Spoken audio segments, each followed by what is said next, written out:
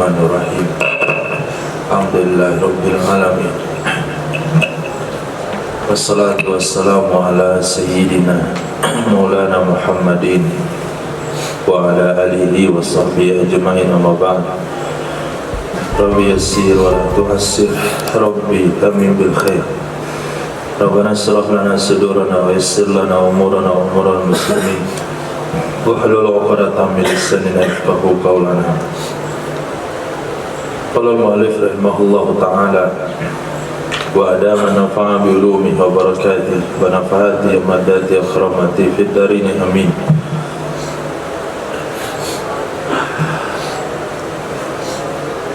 Allah.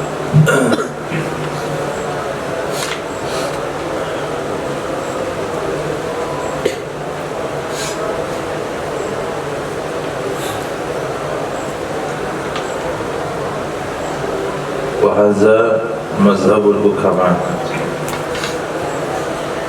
Pembahasan yang barusan kemarin itu adalah mazhab daripada hukama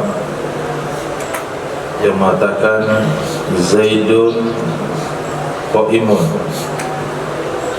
Zaid adalah tasawur maudhu'. Kemudian qaimun adalah tasawur mahmud. Nisbah antara keduanya disebut dengan tasawur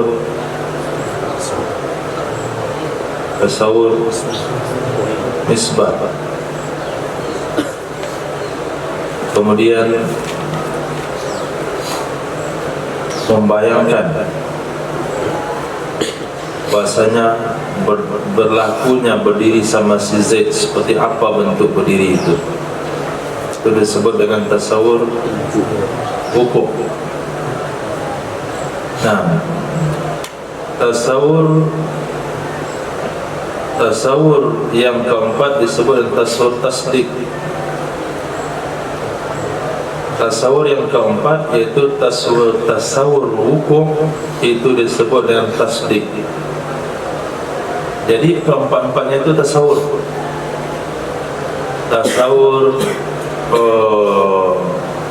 mahmud, tasawur maudhu', tasawur nisbah, tasawur hukum. Nah, 1, 2, 3, 4. Nah, yang keempat ini namanya tasdik. Sementara 3 sebelumnya adalah syarat tasdik. Itu adalah mazhab hukama. Kalau mazhab imam di sini bukan Imam Haramain, tapi wallahu a'lam imam apa yang belum masukkan, apakah Imam Sanusi? Sepertinya Imam Sanusi, karena salah satu yang memiliki karangan mantik adalah Imam Sanusi, seperti kitab Mukhtasar Sanusi. Jadi menurut mazhab Imam Sanusi, tasdik itu adalah tasawur yang 4. Tasawur yang 4 itu semuanya tasdik. Tasawur maudhu', tasawur mahmud, tasawur nisbah, tasawur hukum.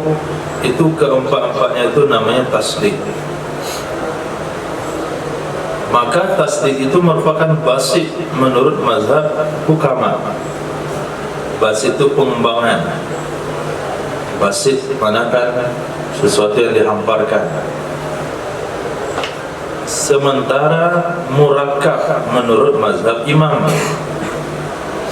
tasawur menurut mazhab imam adalah murakkab. Nah, kamfiun terdiri dari tasawur kacang hijau, tasawur kolak pisang, tasawur bubur putih, tasawur bubur candil.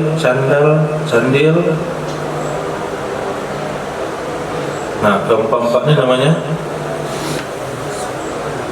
tasdik kampiun. Nah, sementara menurut mazhab hukama tidak. Tasawur maudhu' ditambah tasawur mahmul ditambah tasawur nisbah sama dengan tasdik. Itu namanya basit, hasil dari sebuah kumpulan. Sementara kalau ini enggak, namanya murakkab menurut mazhab imam. Nah, musannaf pengarang kitab ini masyin ala mazhabil hukama. Beliau berjalan sesuai dengan pendapat para hukama dengan mentakdirkan mudhaf pada kalam beliau baina darkin wa nisbatin, antara darkin dan nisbah. Mentakdirkan mudhaf pada kalamnya baina darkin wa nisbah, wa huwa, dan dia adalah hukum. Nah, mana baina darkin wa nisbah? Wa darku nisbatin. Tadi di sana baina darkin wa nisbatin, antara darkin dan nisbah, dengan tasdik disebut iya.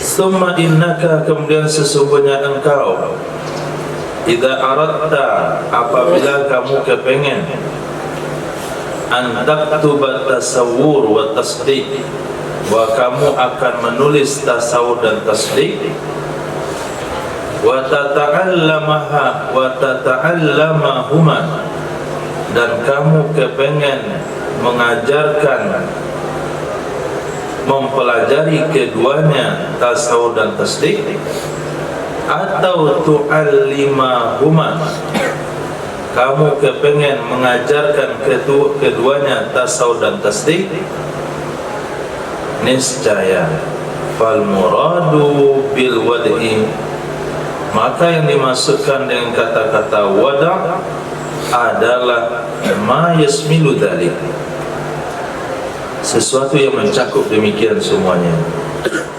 Yang mencakup tasawur dan tasdik itu namanya wada'. Faqaddimit tasawur ala tasdik, maka dahulukan olehmu menulis tasawur atas tasdik. Kenapa didahulukan tasawur dan tasdik?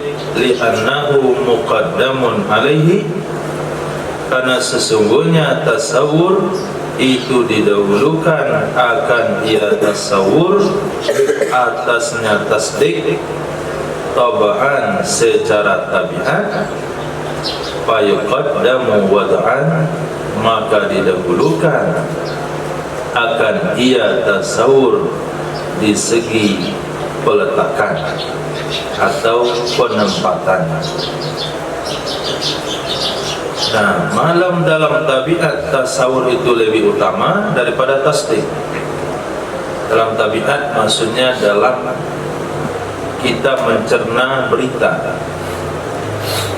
Pasti di dalam tabiat kita tasawur dulu baru tasdik. Dikatakan Gunung Merapi meletus. Sebelum antum benarkan berita tersebut, ditasdik atau ditakdzib, pertama sekali ditasawur dulu Gunung Merapi. Apa itu Gunung Merapi? Apa itu meletus? Bagaimana meletus pada gunung? Tasawur dulu, gambarkan dulu apa gunung. Oh, gunung, bukan laut, bukan bukit, tapi gunung. Bukan gunung pasif, tapi gunung aktif, ada apinya. Kemudian meletus, yang kebayang seperti bala, gas. Nah, tapi meletusnya gunung. Oh, meletus, bukan erupsi, tapi meletus. Bukan mengeluarkan laharnya, tapi meletus. Nah, kemudian setelah kebayang meletus, baru bagaimana kata-kata meletus ke gunung. Itu namanya tasawur nisbah. Nah, setelah itu baru kita tasdik. Kita benarkankah berita tersebut atau kita tolak. Berarti secara tabiat proses otak berpikir atas mencerna sebuah kosakata, yang pertama itu adalah tasawur, setelah itu baru muncul tasdik. Itu namanya muqaddamun alaihi taba'an. Tasawur itu didahulukan di atas tasdik secara tabiat. Tidak ada cara berpikir manusia sehat, dia benarkan dulu, baru dia koreksi. Nah, ayamnya patah kakinya, iya. Apa tadi bilang? Ayam, apa itu ayam? Nah, kan nggak mungkin. Sudah bilang iya, baru mau tanya dia apa itu ayam. Pasti dia mikir dulu ayam itu apa, patah kaki apa, baru muncul tasdik. Jadi secara tabiat begitu susunannya, maka penulisan juga harus begitu. Inilah makna kalimat musannaf wa qaddimil awwala. Dalam sahih bab keberapa itu? Wa qaddimil awwala indal wada'i li'annahu muqaddamun bit-tab'i.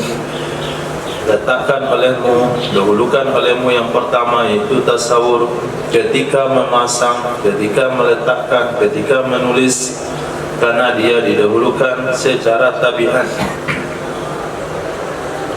Nah, summa bayyana, kemudian menjelaskan dia musannaf, annan nadhari min kullin, sesungguhnya nadhari dari masing-masing dari tasawur dan masing-masing dari tasdik mahtaja li ta'ammul, sesuatu yang memerlukan kepada berfikir, itu disebut dengan nadhari.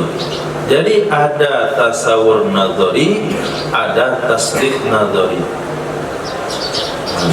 Wa daruri aksuhu, sementara doruri adalah sebaliknya.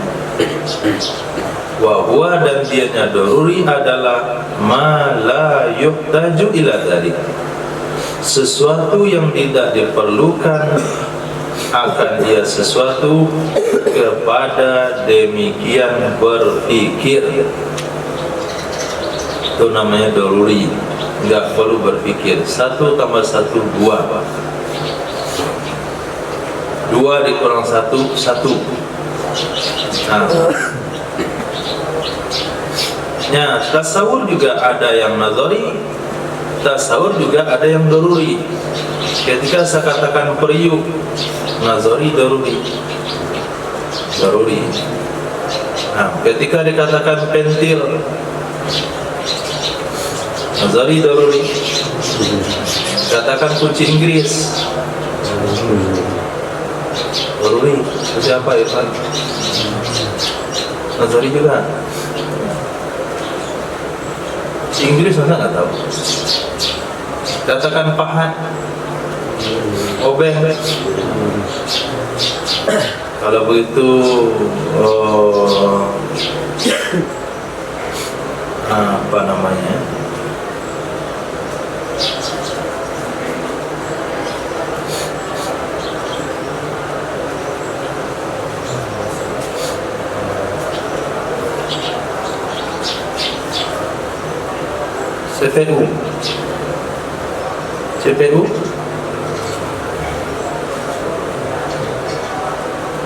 CPU. Hah?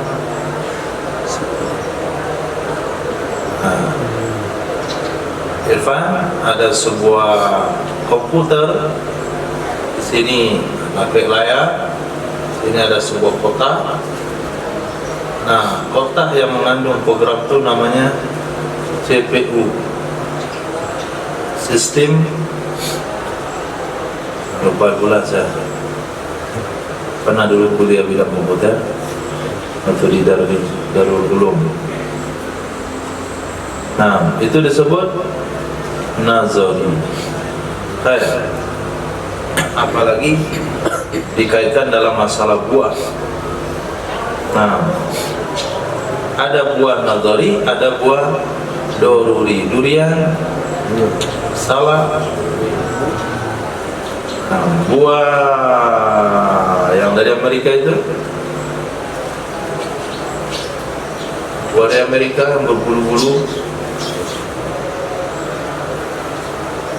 itu nama doruri. Namanya dipikir, bukan barangnya, namanya bisa pikir. Nah, jadi nazari Itu maaf, tasawur ada yang nazari, ada yang daruri. Tasdik juga ada nazari dan daruri. Oh, si fulan tenggelam di laut. Nah, si fulan tenggelam di laut,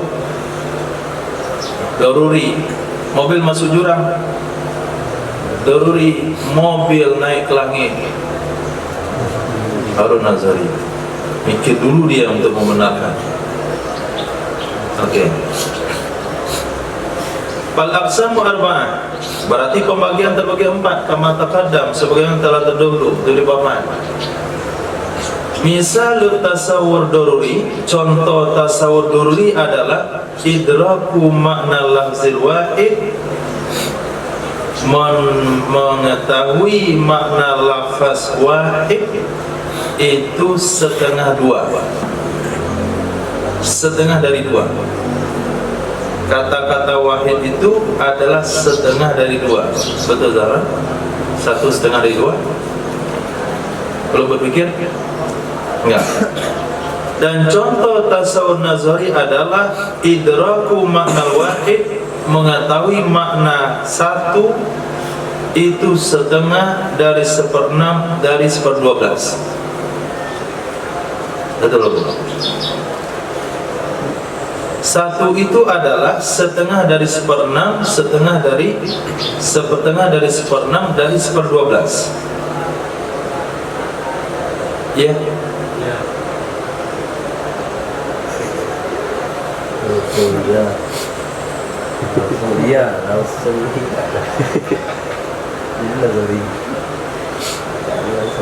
Ya, kita buktikan kata masalah itu ini nazari, bukan daruri. Iya. Iya. Ya udah betul lah kita ngomong kayak gitu, pasti jawabannya iya. Di bawah, ayah di bawah, di bawah. Yang lapangan yang kosong. Ya besar-besar tulisannya.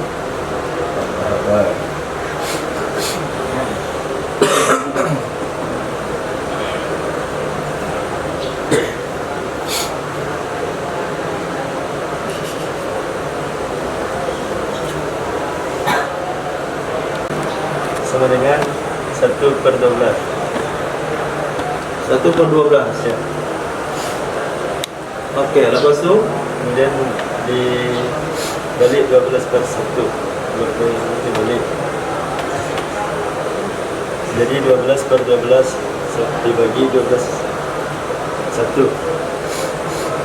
kenapa dibalik?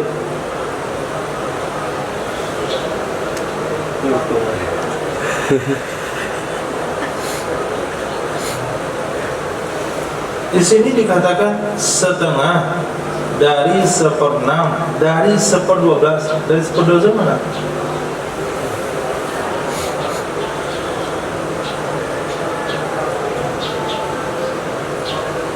Dari 1/12 mana? Bukan sama dengan 1/12. Setengah kali 1/6 kali 1/12.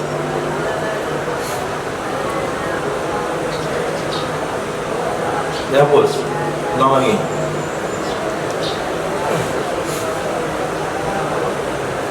Nah itu baru dilakukannya 1/2 kali 1/6 kali 1/12. Hasilnya 1 enggak? 1. Coba pastikan. Mana cara mencari?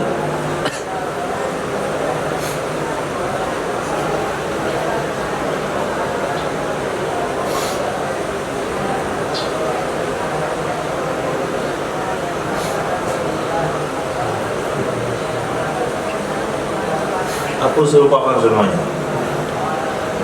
Jangan bertambah nazarinya gara-gara tulisannya kecil.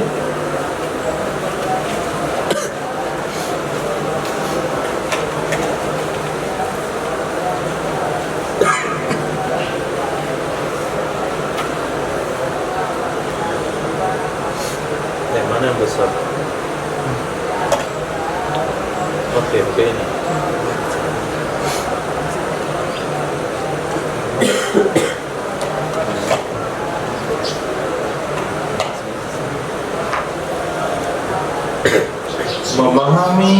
makna satu itu adalah setengah dari 1/6 dari 1/12.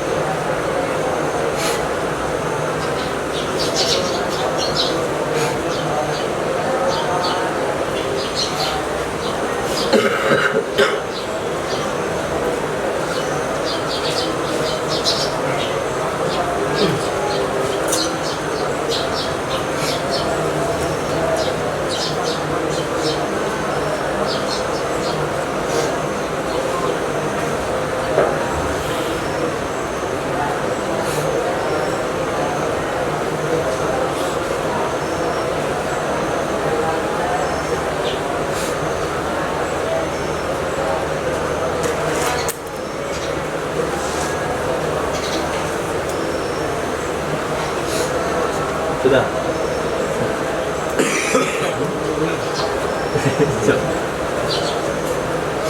Sudah ya? Sudah betul? Sekarang sudah betul?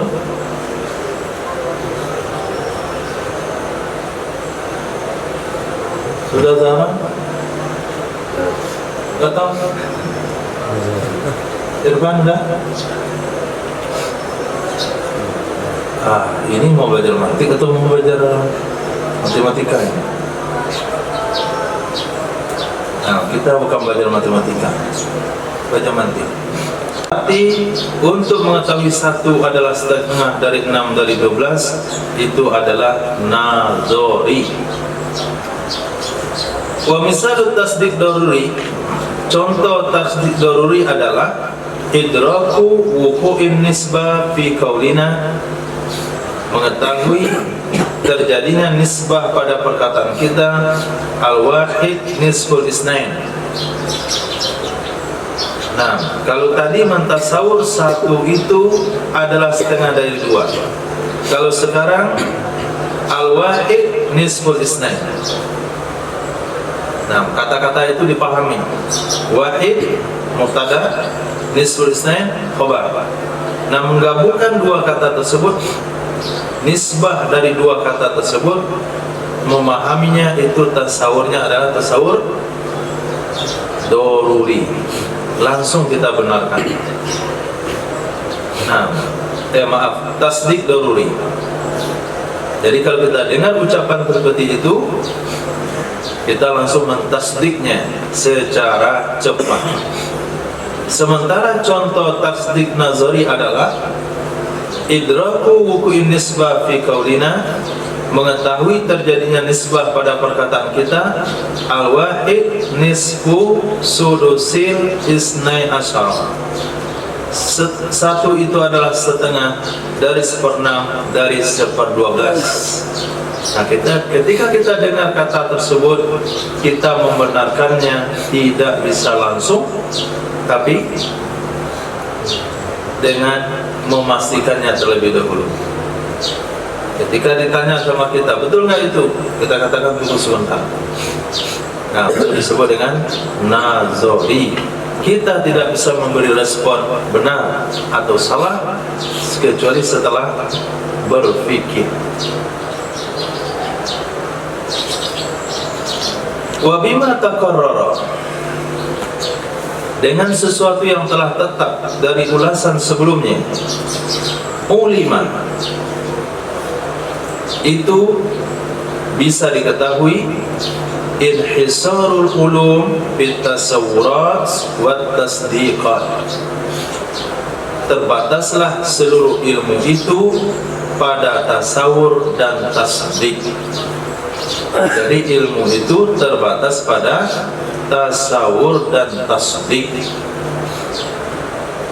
Walikulli minhuma mabadi wa maqasid, bagi masing-masing dari keduanya tasawur dan tasdik ada mabadi, ada maqasid. Ada mabadi, ada maqasid. Ada permulaan, ada tujuan. Berarti ada mabadi tasawur, ada mabadi tasdik. Ada maqasid tasawur, ada maqasid tasdik. Maka mabadi tasawur adalah kuliah yang 5. Nanti kuliah sampai S5 atau kuliah 5 kali. Nah, mabadi tasawur adalah kuliah yang 5. Nanti dijelaskan mana kuliah yang 5. Dan maqasid tasawur adalah qaulus syarih. Mabadi tasdik adalah qadaya dan ahkamnya. Maqasid tasawur adalah kias dengan pembagiannya. Fanhasara fannul mantiq fi hadhil abwabil arba'ah. Maka terbataslah cabang ilmu mantik pada ini bab yang 4. Nah, jadi mantik ini enggak seberat nahu sorof. Nah, kalau nahu dan sorof itu terbagi kepada 36 bab. Nah, nahu terbagi kepada 4 bab secara garis besar: isim marfu', isim mansub, majrur, kemudian kalimat majzum. Nah, kalau mantik cuma 4. Nah, yang perlu dipahami yaitu 1. Kuliah yang 5, 2. Qaulus syarih, 3. Qadaya wa ahkam, 5. 4. Kias dengan pembagian. Adapun membahas dilalat, nanti ada pembahasan dilalat dan pembahasan alfaz. Fa inna ma dzukira fi kutubil mantiq, maka hanya saja disebut akan ia pembahasan dilalat dan pembahasan alfaz di dalam kitab-kitab mantiq itu litawaqqufi bahsil kulliyat al-khamsi alaih, karena ketergantungan pembahasan kuliah yang 5 kepadanya. Jadi untuk membahas kuliah yang 5 mesti kita ketahui dulu dilalat sama alfaz. Nah, akhirnya dilalat sama alfaz dibahas juga dalam kitab mantik. Sebetulnya dia bukan pembahasan mantik, tapi karena kuliah yang 5 orang tidak bisa memahami kecuali setelah memahami dilalat sama alfaz, maka disebutlah 2 bab ini dalam kitab mantik. Jadi totalnya berapa? Jadi 5, jadi 6. Nah, menjadi 6. Wa man nadhara ila aqsamil qiyasil khamsa, maka orang-orang atau ulama-ulama yang memandang kepada pembagian qiyas yang 5 akan menghitung per bab, adal abwab, menghitung per bab, samaniyah itu menjadi 8. Nah, sebetulnya dia 4. Setelah 4 ditambah 2 jadi 6. 2 ini kepentingan daripada kuliah yang 5. Tapi ada juga ulama yang membahas kuliah yang 5 itu dibagi secara terperinci. Berarti kias yang 5 itu dibagi secara per bab. Berarti dianggap 5. Kias dianggap 5. Kalau kias dianggap 5 ditambah dengan kuliah yang 5 ditambah dengan qaulus syarih ditambah dengan qadaya wa ahkam jadinya 8. Jadi kalau ada yang mengatakan bab mantik itu 8, begitu cara ngitungnya. Kuliah yang 5 dihitung satu-satu. Tambah 3 qaulus syarih, salah lagi. Ulama yang menghitung bab mantik ada 8 itu menghitung kias secara terpisah. Kias ada 5, tambah kuliah yang 5 jadi 6, tambah qaulus syarih jadi 7, tambah qadaya wa ahkam jadi 8. Wa man adda ma'aha mabasal alfas mustaqillan, Sementara ulama yang membahas atau yang menghitung bersamanya pembahasan lafaz secara tersendiri, jadilah bab menurut beliau menjadi 9. Kalau dilalat juga terpisah, jadilah dia 10. Ini sama dengan ikhtilaf rukun sholat. Ada yang mengatakan rukun sholat 13, ada yang mengatakan 14, ada yang mengatakan 17, ada yang mengatakan 18. Nah, jadi sebetulnya dia sama. Nah, supaya mudah diingat, mantik itu hanya 4 bab saja. Kuliah yang 5, qaulus syarih, qadaya wal ahkam, qiyas yang 5. Nah, sebelum kita bahas yang 4 ini, musannaf akan paparkan 2 pembahasan, dilalat sama alfaz.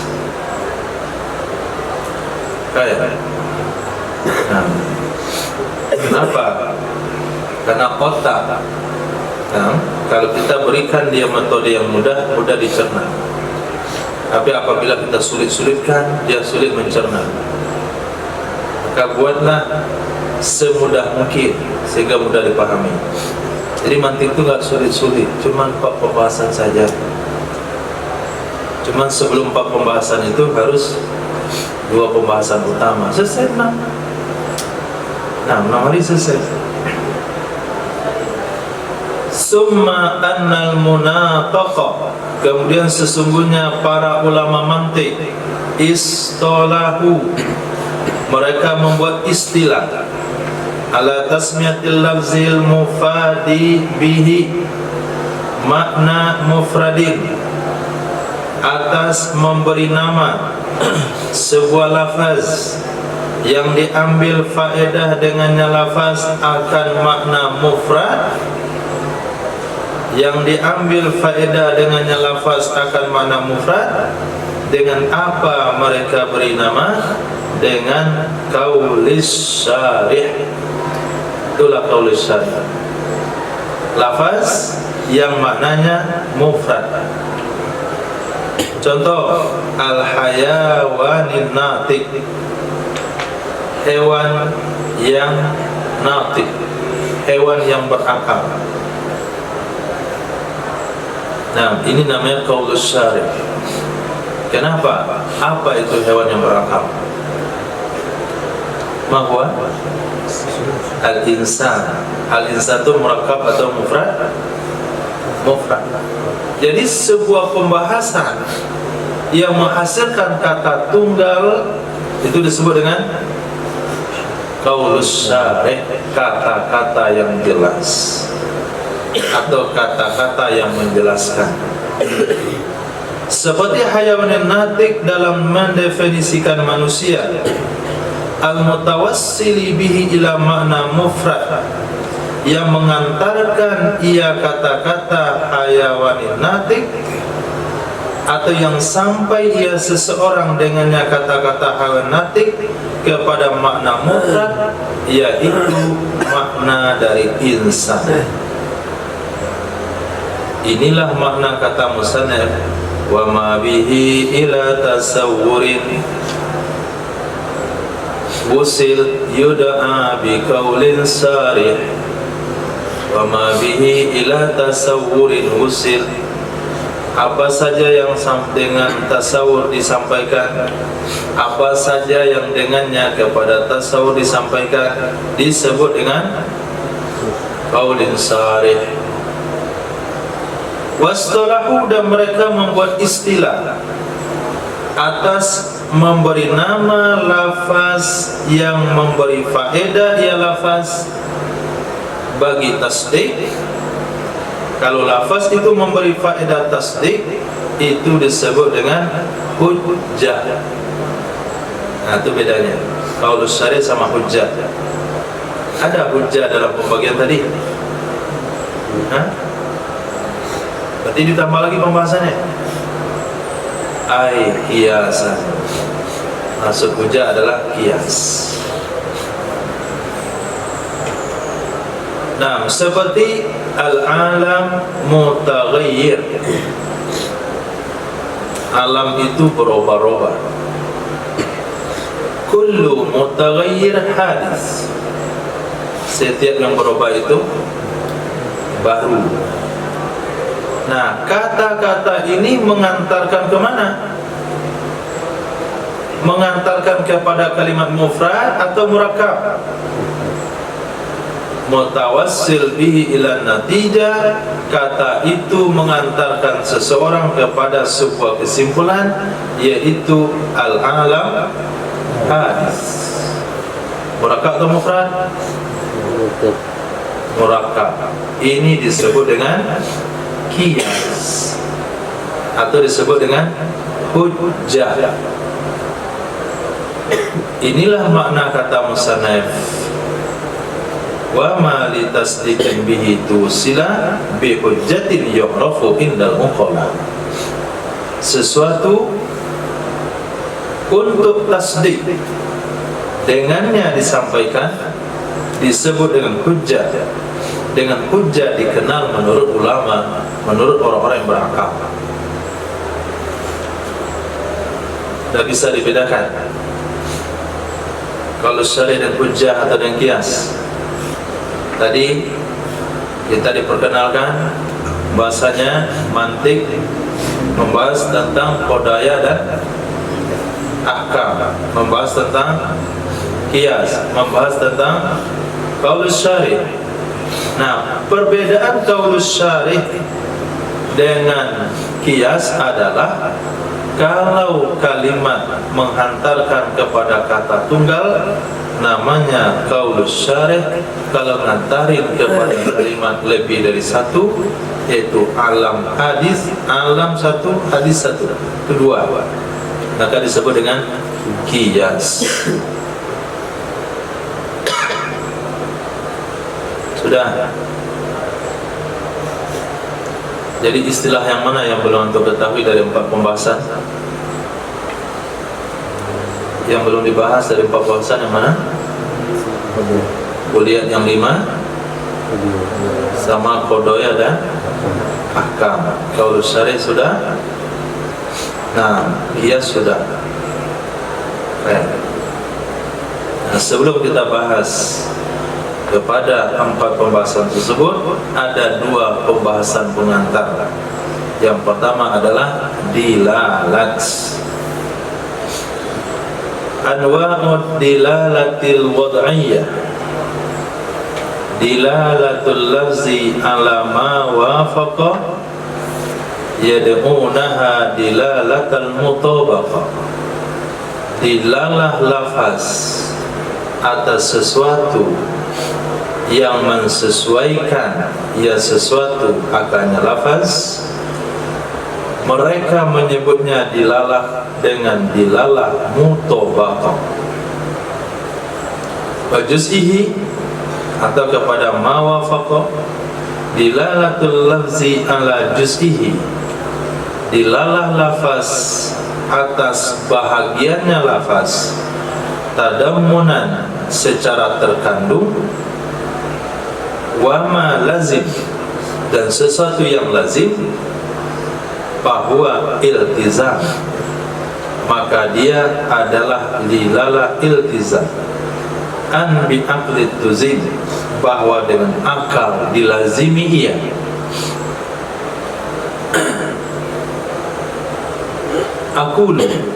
Aku katakan, tinggi jasanya pensarah bagian di sarah itu bait saya. Muraduhu bidilalatil wad'iyah lafziyah. Maksud musannaf dengan dilalah wad'iyah adalah dilalah lafziyah. Maksud musannaf dengan dilalah wad'iyah adalah dilalah lafziyah. Jadi wad'iyah sama lafziyah itu memiliki makna yang sama. Dengan dalil perkataannya musannaf pada bait dilalatul lafzi, judulnya apa? Anwa dilalatil wad'i, tapi pas di baitnya dilalatul lafzi, berarti kata-kata itu menunjukkan dilalatul wad'iyah maksudnya adalah dilalatul lafzi. Wa muraduhu fil bait dilalatul lafzi, maksud musannaf pada bait dengan dilalatul lafzi adalah wad'iyah, dengan dalil perkataannya musannaf fit tarjamah dalam judul wad'iyah. Nah, dilalatul wad'iyah disebut dalam matan dilalatul lafzi, disebut dalam bait syair dilalatul lafzi, tapi dikasih judul dilalatul wad'iyah. Berarti maksud wad'iyah adalah lafzi, maksud lafzi adalah wad'iyah. Faqad huzifa min kullin minat tarjamah wal bait, maka sungguh telah dibuang dari masing-masing, baik dari terjemah yaitu judul ataupun bait, ma asbata nadhirahu fil akhar, sesuatu yang menetapkan tandingannya pada yang lain, sesuatu yang menetapkan tandingannya atau bandingannya pada yang lain. Kalau mau pakai metode lurus, metode orang yang belajar kitab formula, bukan kitab orang lanjutan, maka judulnya begini: Anwa'ud dilalatil lafziyatil wad'iyah. Terus judulnya. Ini adalah pembagian dilalah lafziyah yang wad'iyah. Di matan juga begitu, dilalatul lafzi wad'iyah ala ma wafaqa. Nah, tapi kata kitab ini ada kitab mantik, kitab sastra, maka dengan membuang satu kata pada terjemah dilengkapi oleh kata yang ada pada bait, membuang satu kata pada bait ditunjukkan oleh kata pada judul, itu bagi orang-orang yang sudah tahap lanjutan itu sudah perkara yang biasa. Nah, itu namanya metode ma'ani atau balaghah, disebut dengan wa huwa naun minal jinas, wa huwa naun minal jinas, dianya dilalah wad'iyah lafziyah, itu satu macam dari beberapa jenis yang disebut dengan ihtibakan. Nah, itu namanya metode ihtibakan. Nah, saya beri judul bumbu gulai. Nah, nomor 1 ayam 50 kilo. Kemudian santan 20 kilo. Pertanyaannya, Abdi Fadil, itu bumbu gulai apa?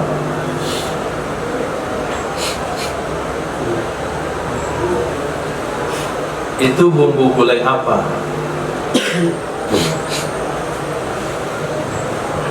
Tidak mengerti. Saya ulang lagi. Saya buat sebuah catatan bumbu.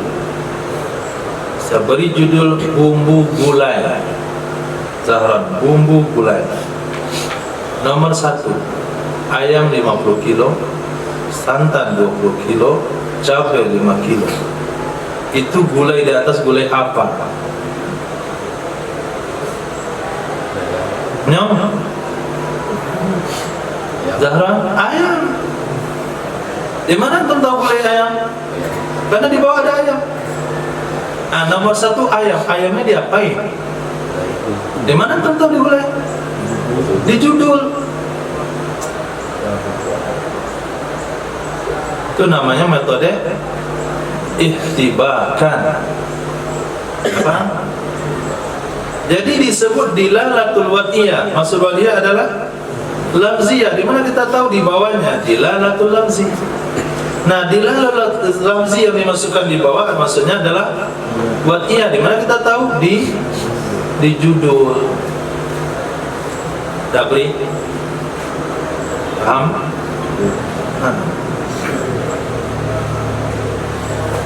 Wa dilalatu fahmu amrin min amri, di garis bawah itu.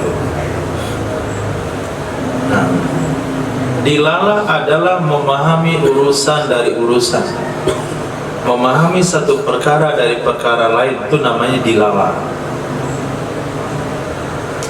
Contoh, kafahmina al-jirmal ma'hud min lafzis sam. Seperti pahamnya kita akan benda yang maklum dari kata-kata sama, langit. Dari kata-kata sama, langit. Kata-kata sama atau kata-kata langit itu menunjukkan kemana? Ke atas. Ada benda di atas sana. Falafzus sama yusamma dalan. Maka kata-kata sama disebut dengan dalan, penunjuk. Sementara jirmul ma'hud, benda yang maklum, itu namanya madlul. Jadi ada dal, ada madlul.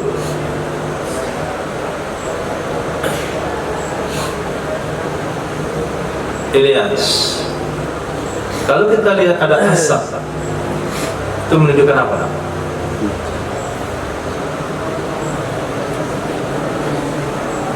Hah? Ada kebakaran? Ada apa? Ada api. Asap, mana yang dal, mana yang madlul? Asap madlul. Dah? Itu dia. Diam dulu.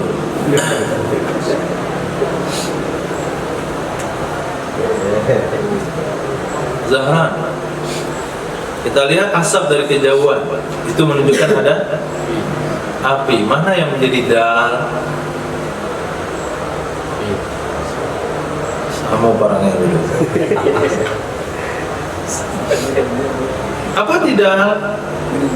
Penunjuk, yang menunjukkan apa? Yang menunjukkan asap, yang ditunjuk api. Berarti dalnya asap, madulnya api. Nah, di atas itu, di atas kamar antum tuh, si fulan sedang sakit keras. Kemudian dia bicara. Nah bicaranya fulan itu menunjukkan apa? Hah?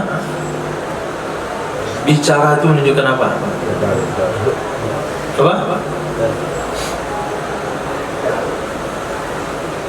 Dia belum mati, menunjukkan masih hidup. Terjadi longsor, kemudian ada yang tertimbun, manusianya nampak kakinya, kemudian masih bicara dia, menunjukkan. Nah, mana ada kaki?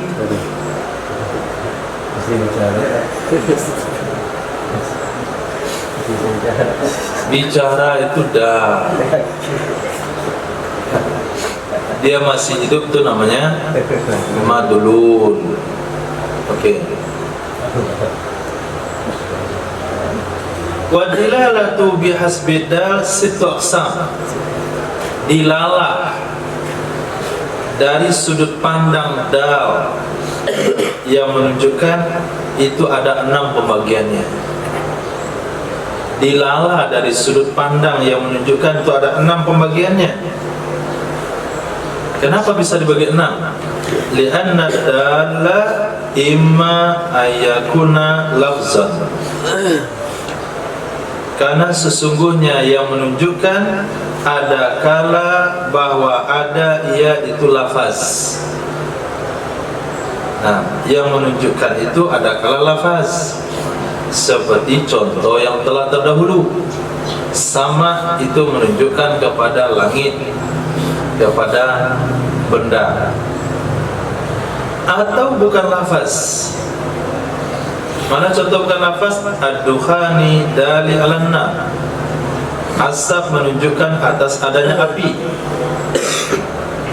Nah, apakah asap itu lafaz? Tidak.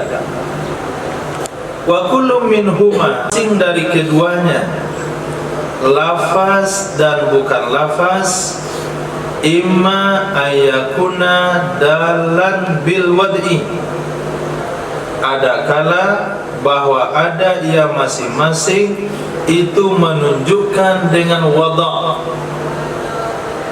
atau dengan toba' atau dengan akal. Sudah? Berarti dal itu terbagi dua, ada lafaz.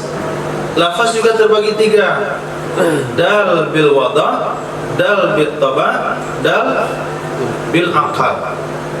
Kemudian selain lafaz, ghairul lafzi juga terbagi kepada tiga.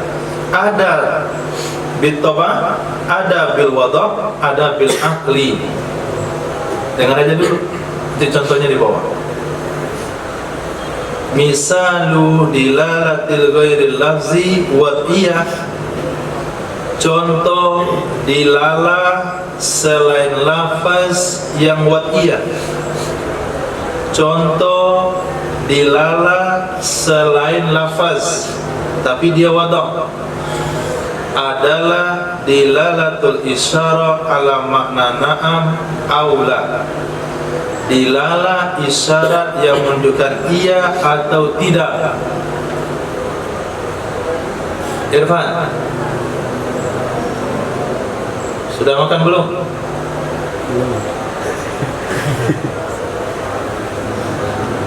Ya kali. Saya minta isyarat, bukan jawaban, isyarat. Hah? Sudah makan belum?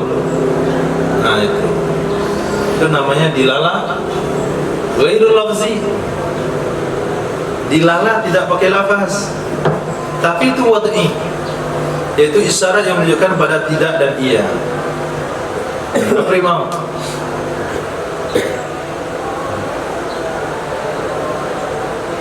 Zahran mau? Oke. Kemudian dilala nukus ala alfaz, dilala nukus, nukus itu ukiran, torehan di atas lafaz. Nah,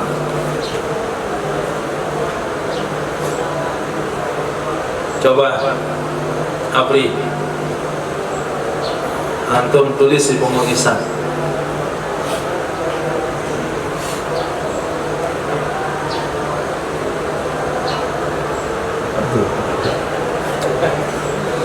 Jelas-jelas lah.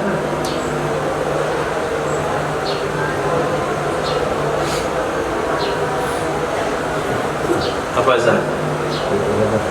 Hah? Jangan hidup serba gak jelas. Ulang lagi.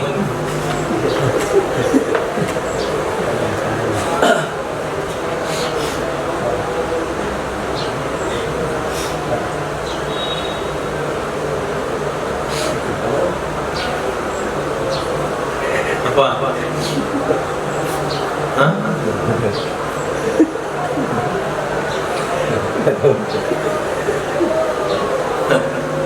Allah jadi nggak tahu. Itu namanya nukus, ukiran. Nah, itu menunjukkan pada sebuah kata. Apa yang ditulis tadi? Gak jelas. Nah, punggungnya dihilang perasaan.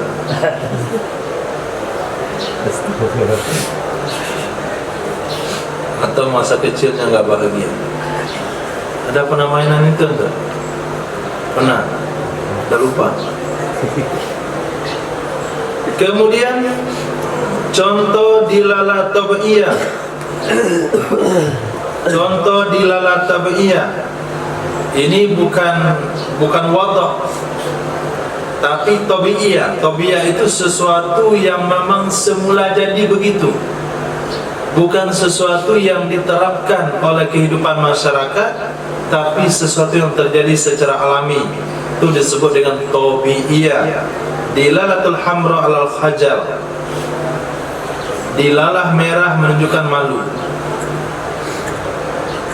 Nah, Dilalah merah menunjukkan malu. Itu siapa menetapkan? Siapa menetapkan? Tabi'at. Kita omongin kawan, malu dia. Apa yang terjadi? Merah telinganya, kemudian mukanya, kemudian kuning atas takut, putih bibirnya. Oh, berarti ini orang takut. Kenapa? Antum takut? Cemas. Nyebrang ke Mentawai situ, jadi gelombang masuk air laut. Dia kali pertama naik laut, putih bibirnya. Kita bilang kamu takut ya. Nah, itu namanya tabi'iyah. Kemudian contoh dilalah akliyah.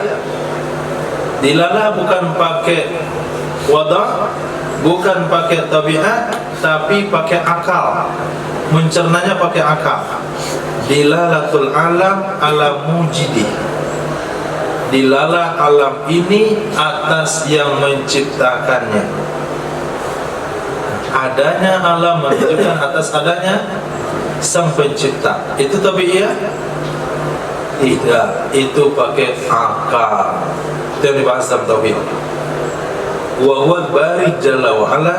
Dianya yang mengadakan alam adalah Allah jalla wa ala. Kemudian asap di atas api, ini namanya dilalah akliyah. Nah, asap menunjukkan apa? Orang merokok.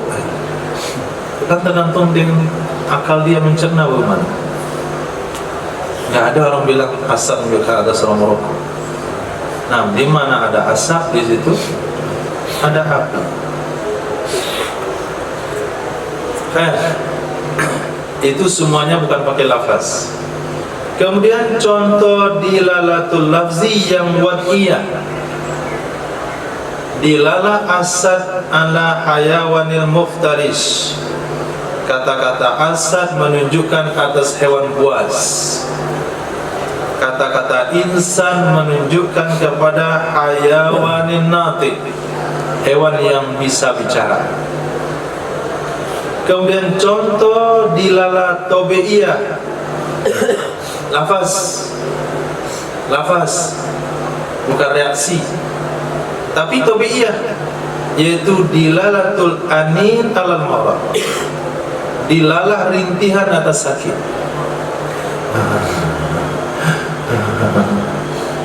Nah, tengah malam kawan kita begitu, untuk saya mengafiat ya. Enggak, itu sakit. Orang merintih itu menunjukkan dia sedang sakit. Itu menunjukkan di atas sakit di dada. Nah, itu lafaz bukan? Lafaz bukan? Lafaz. Orang Inggris kalau sakit dada bilang apa?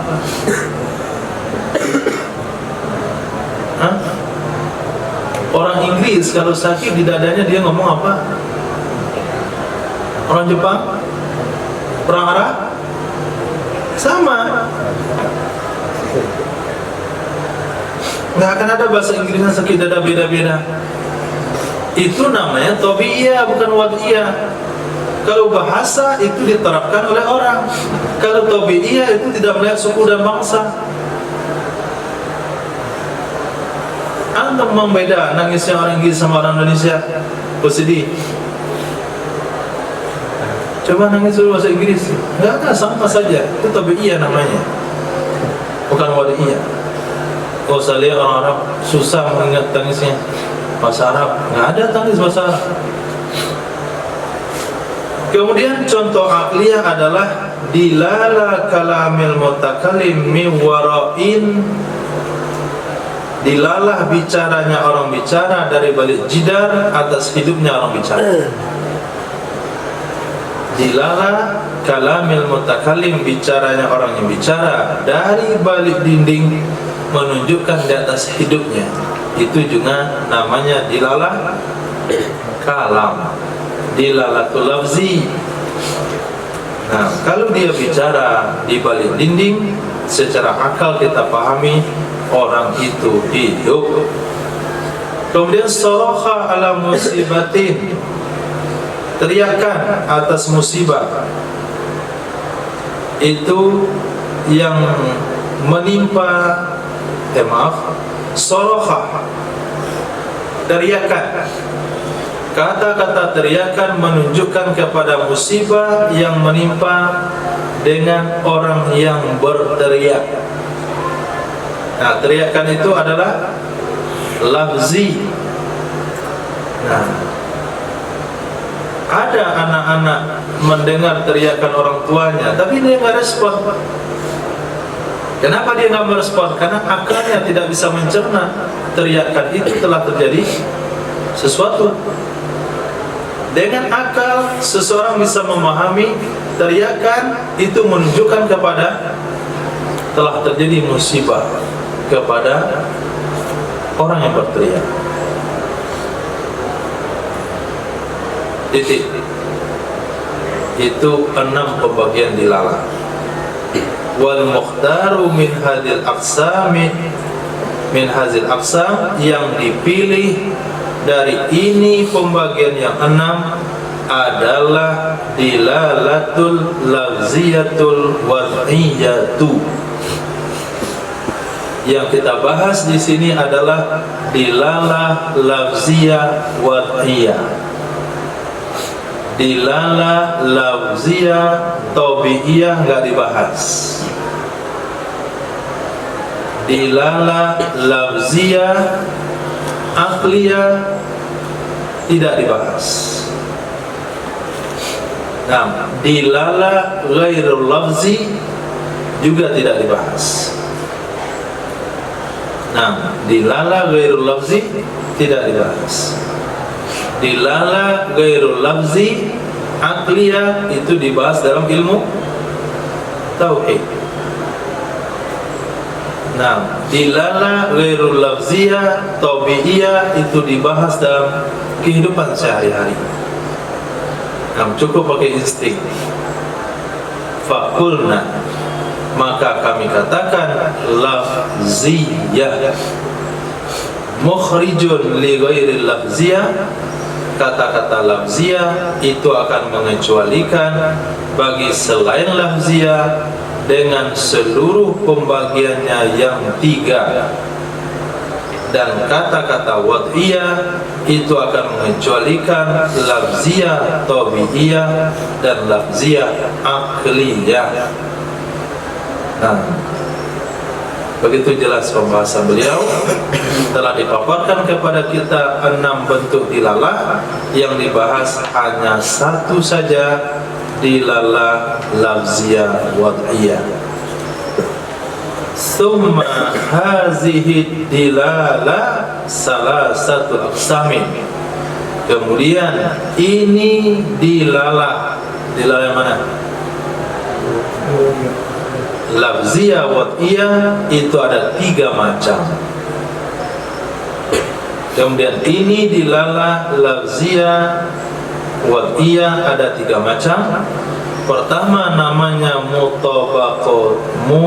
mutabakiyah, yang kedua tadammuniyah, yang ketiga iltizamiyah.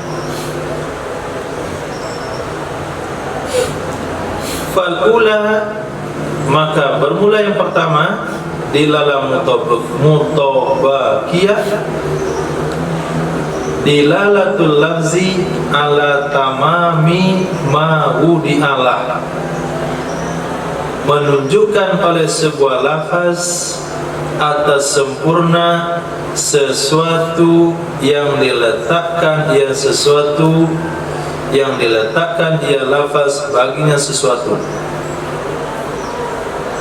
Dilalah lafzi atas sempurna sesuatu yang diletakkan lafaz baginya sesuatu.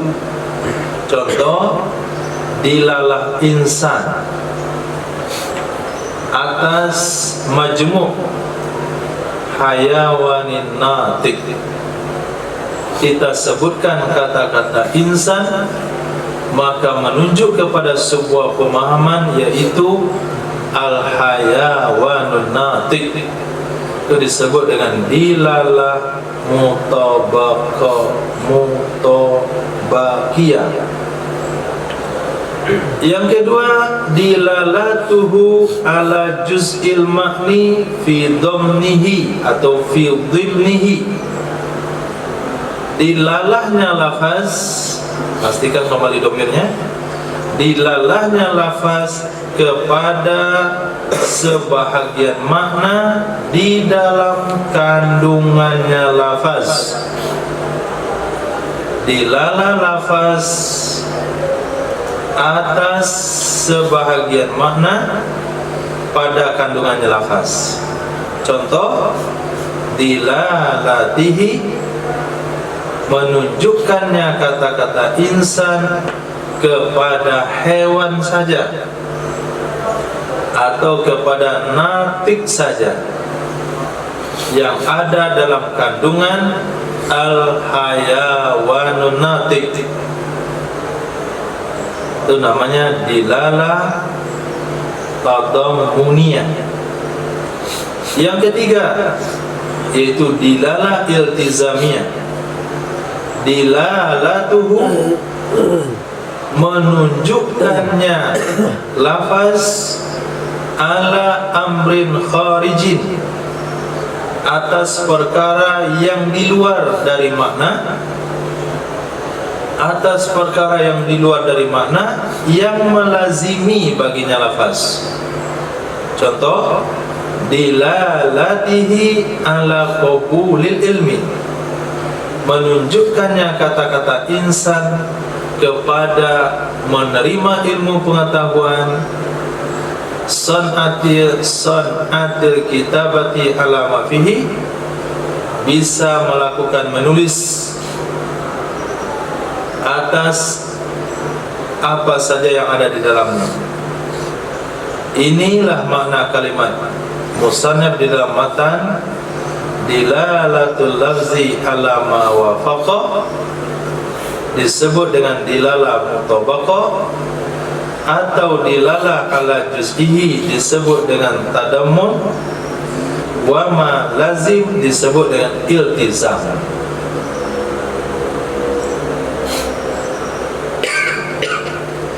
Nah, Allah, bismillah.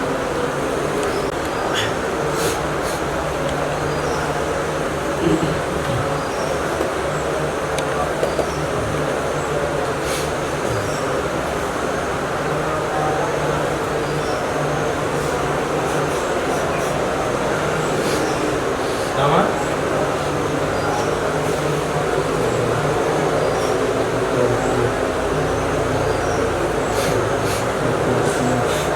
Apa? Nggak lihat judul Tawakiyah.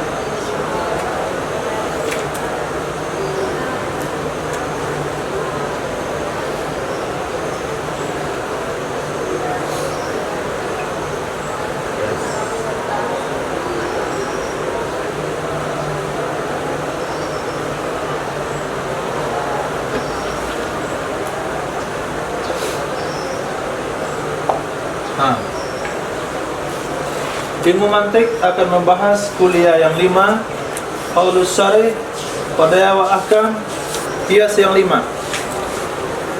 Nah, sebelum masuk kepada kuliah yang 5, ada 2 pembahasan. Nah, ini bukan pembagiannya, tapi dasarnya.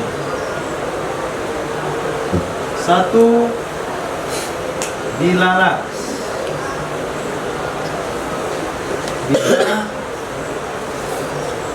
Dilalat. Yang kedua,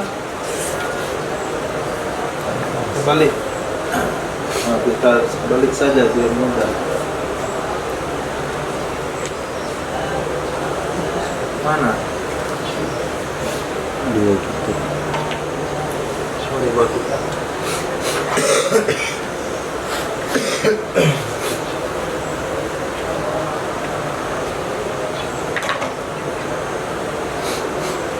Yang pertama dibahas apa? Alfaz. Dilalah kepada dan alfaz. Coba di sini.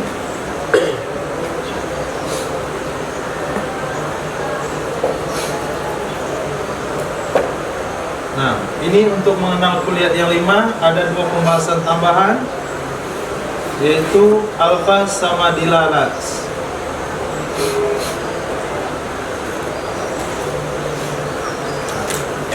Sekarang kita berada di sini. Nih, pembahasan di sini. Di dilalat. Dilalat terbagi 2. 1, lafziyah.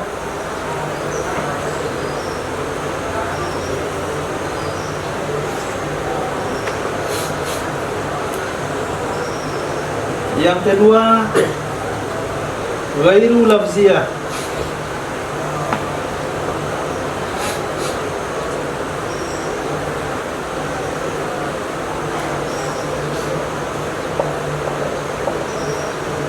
Nah, lafziyah terbagi 3. 1, wad'iyah.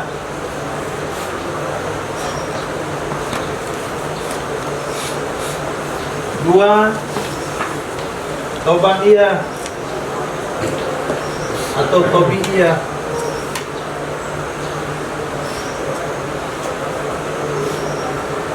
3, akliyah.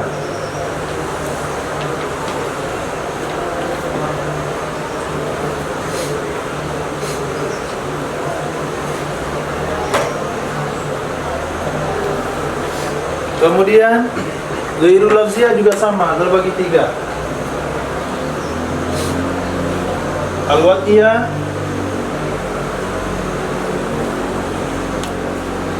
kemudian at-tabi'iyah, yang ketiga al-aqliyah.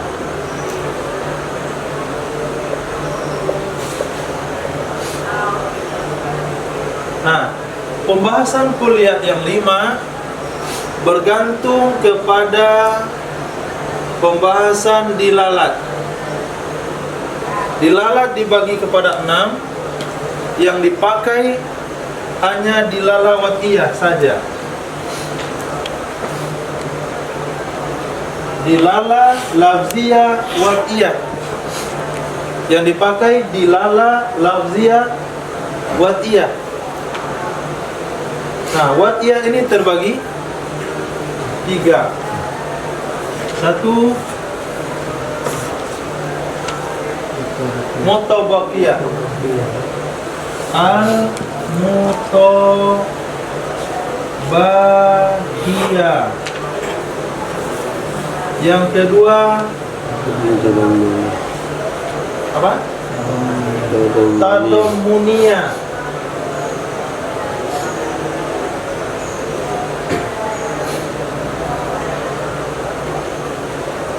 Yang ketiga, iltizamiyah.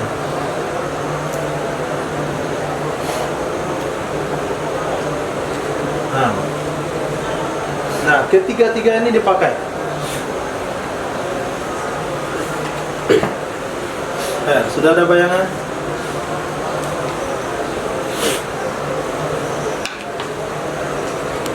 Tapi kalau ilmu nahwu antum buat begitu, itu mulai di pasar raya baru sampai sini.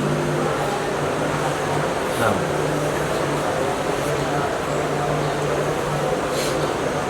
Sudah, nanti ditulis. Kita lanjutkan. Kenapa dia disebut dengan pemahamannya belum ya?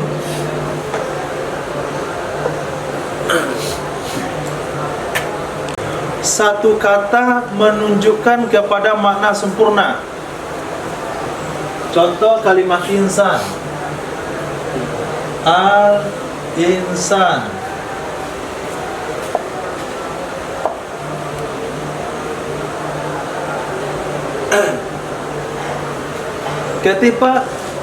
Ketika antum mendengar kata-kata al-insan, maka yang ada di otak adalah hayawanin natik. Ketika kata ini menunjuk kepada al-hayawanin natik,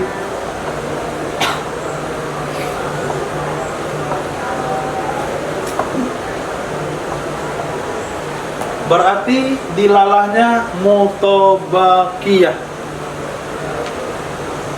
Tapi kalau ketika antum dengar kata-kata insan, yang kebayang adalah hewan saja atau natik saja, itu disebut tadamuniyah. Kata insan menunjuk kepada sebahagiannya saja, menunjuk ke kata hayawan saja, atau menunjuk kepada natik saja. Berarti tadamuniyah. Tapi ketika antum dengar kata-kata insan, yang kepikir oleh antum adalah dia pandai membaca, dia pandai buat nasi goreng, dia bisa belajar, dia bisa bawa motor, dia makan pakai piring bukan pakai tempurung. Itu menunjukkan dilalah iltizamiyah. Sudah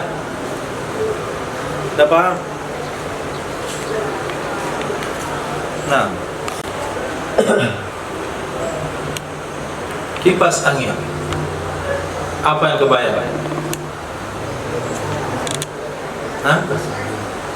Satu alat yang menghasilkan angin.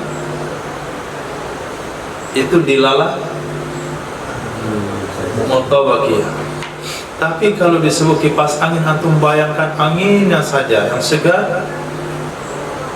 Oh, kipas angin yang kebayangkan kipasnya. Terserahlah kipasnya kayak apa. Yang penting antum bayangin anginnya saja. Itu namanya tadamuniyah. Tapi kalau disebut kipas angin, antum kebayang adalah kedai kawan, karena dia jual kipas angin. Yang kebayang adalah pakai listrik. Kipas anginnya mana colokannya nanti? Ini namanya dilalah iltizamiyah. Karena setiap orang mendengar satu kata, reaksinya beda-beda. Akan dia makan. Ada yang ngomong ada air minum. Ada yang ngomong ada nampan. Ada yang ngomong ada cuci tangan. Jadi tidak semua orang mendengar satu kata dengan menerima reaksi yang sama. Bisa dipahami? Nah, bagi seseorang mungkin dilalahnya mutabakiyah. Itu ilmuwan. Kalau mendengar satu kata dia kebayang makna definisi yang lengkap, berarti mutabakiyah. Kalau pemahamannya cuma sebatas, berarti tadamuniyah. Kalau dipikirkan adalah hal-hal yang berkaitan, itu namanya iltizamiyah. Nah, sebentar lagi kita sarapan pagi. Sarapan pagi. Apa yang kebayang oleh antum? Oke. Ingat, itu namanya dilalah iltizamiyah. Ihsan. Nasi, itu namanya dilalah tadamuniyah. Dahlan. hidangan dan lauk pauknya, itu namanya mutobah. Tapi kebayang telur dadarnya saja, itu namanya tadamunia. Kebayang nampan yang udah keriting pinggirnya, itu namanya iltizamnya. Nah, kenapa? Karena sarapan nggak ada unsurnya dan nampan. Nampan itu adalah sarapan itu, nampan itu ada iltizamnya. Sarapan dia bukan sarapan dia cuma sesuatu yang berkaitan dengan sarapan. Saya pahami. Subhanallah wa bihamdihi. Subhanallah wa bihamdika. Asyhadu an la ilaha illa anta astaghfiruka wa atubu ilaik. Subhanaka rabbil izzati amma yasifun wa salamun alal mursalin. Alhamdulillahirabbil alamin.